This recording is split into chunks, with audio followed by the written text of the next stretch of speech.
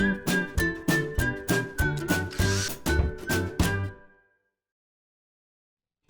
it's Steve. Today we'd like to show you how to change the water level control kit on your washer. The water level control is mounted in the control housing and is relatively easy to change. But you should also change the air dome tube as well, and that's going to require removing the cabinet on this model. But it's a really easy job, so let me show you how we do it. Now before we begin this repair, we will need to disconnect power to the washer. And since we're going to take the cabinet off, you may wish to pull it out far enough, and if required, you may need to disconnect your inlet fill hoses. It's not necessary, depending on how much room we need. Now to begin, we're going to roll this console back, and if your model does not have screws down through the corners of that end caps on the console, they typically will have a spring clip just in under the front edge. So take a thin putty knife, slide that in. You should meet the resistance of a spring clip if your model has that. Depress the clip and then just lift up on that corner, pry it loose. Do the same on the opposite side.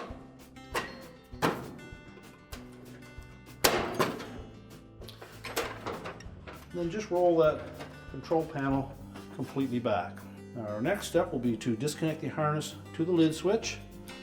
Just lift up on that locking tab, pull the harness away. Then we're going to take a large flat blade screwdriver and remove these two clips that hold the cabinet to the back. Down into the front opening on those spring clips. Engage the tip of the screwdriver with the bottom of that clip, pry it, and release it. Once you unhook them from the back, we can set that aside. Now our next step will be to tilt that cabinet up at the back so that we clear the water inlet. So you just raise the lid, lift that up, and just lower the back panel backwards. Then grasp that cabinet and slide it right off of the base frame. Now with the cabinet out of the way, we now have access to that air dome tube and to the control as well. So our next step will be to just roll that console back long enough to pull the knob off of the old control. Flip it back out of the way again. And then we're going to remove the harness and the air dome tube and then rotate that switch off of the console. So we'll begin by removing that air dome tube. Simply grasp it, pull it off the old control, and also remove the harness connector to that switch.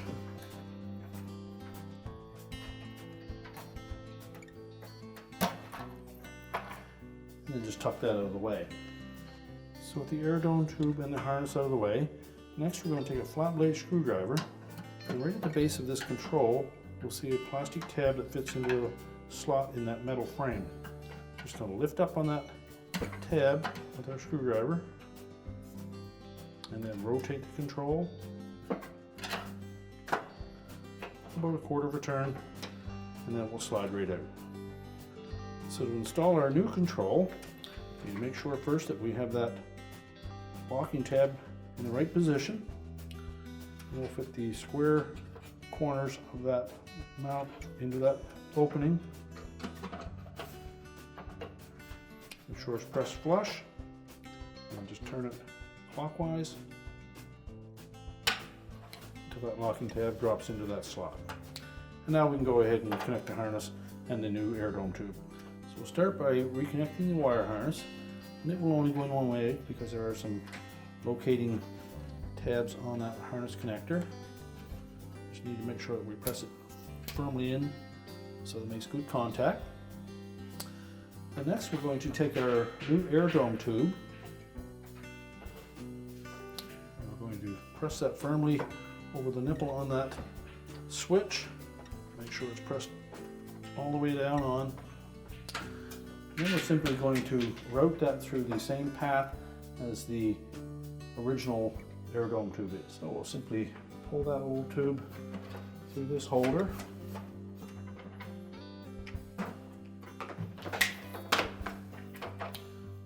And carefully feed the new one through.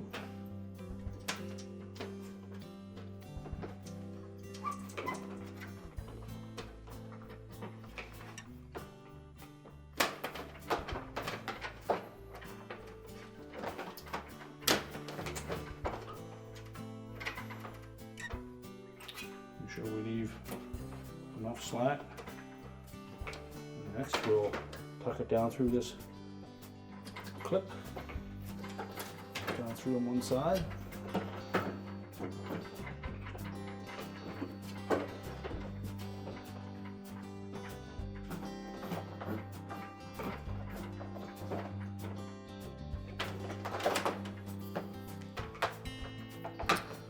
Go through this top portion first, and then right in behind this hose, see there's another little spot for that air dome to fit into.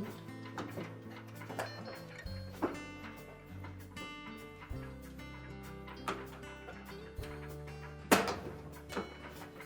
air dome probe is going to go right in this area right here.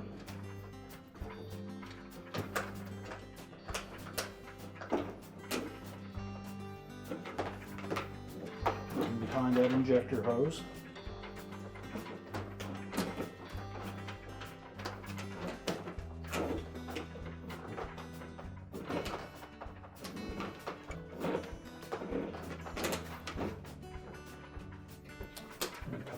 Injector back behind there.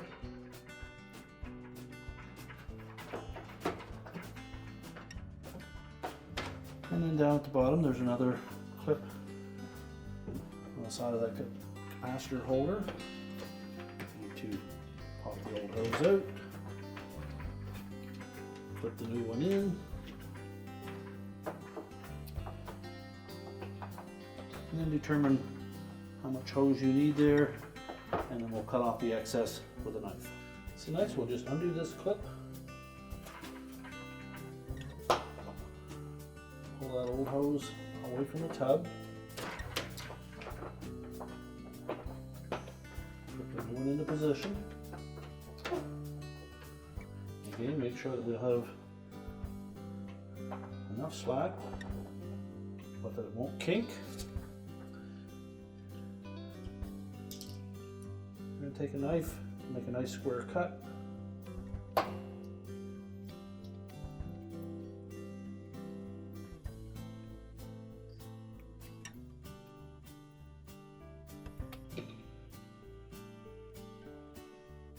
Now hold the old air dome tube off of the air dome on the side of the tub.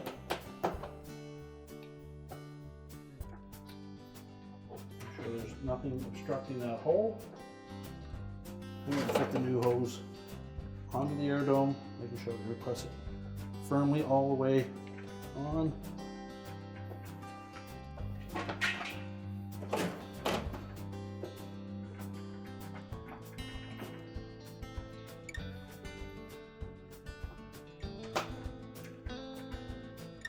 And now we're ready to reassemble the washer. Now when putting the cabinet back on, there's a couple things that we need to make sure of.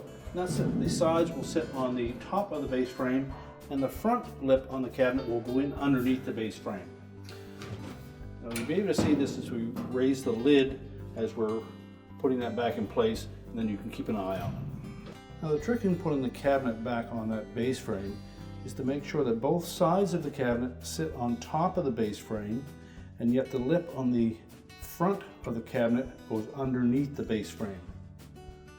So we would tilt it back slightly, center it side to side, and we're going to slide that front lip in underneath, and then we can tilt the whole cabinet back onto the base frame.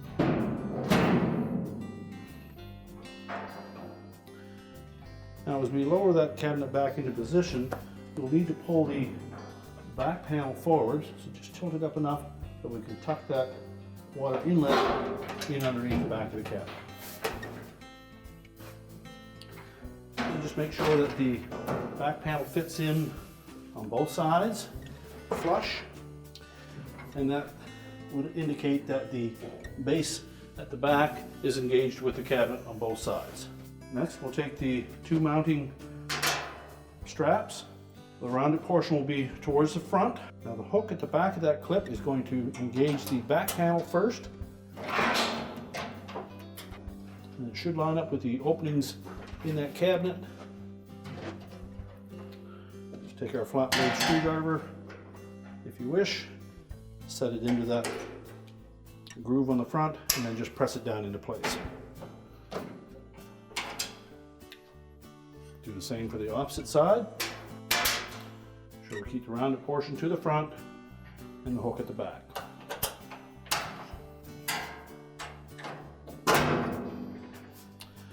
Well, that will secure the back panel to the cabinet. Next, we'll reconnect the wire harness to the lid switch. Make sure the locking tab engages. Ensure that we don't have any kinks in that air dome tube. Then we can simply roll that console forward. And now we're going to make sure that the two hooks in the rear of these end caps fit into the two rear holes in the top.